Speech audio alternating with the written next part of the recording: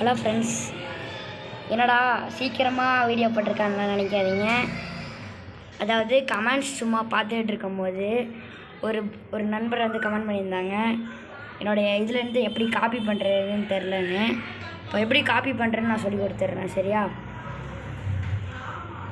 எப்படின்னா ஃபஸ்ட்டு அதுக்கு வந்து யூடியூப் ஓப்பன் பண்ணிக்கோங்க, சரியா?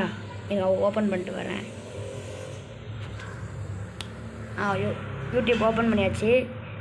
இப்போ என்னோடய வீடியோவை கிளிக் பண்ணிக்கிறேன்னா கிளிக் பண்ணியாச்சா?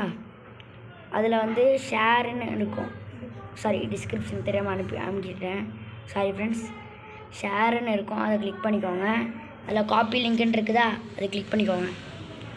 ஓகே, அது வந்து காப்பி ஆயிருமா? இப்போ நீங்கள் கூகுள் க்ரோம் ஓப்பன் பண்ணிக்கோங்க.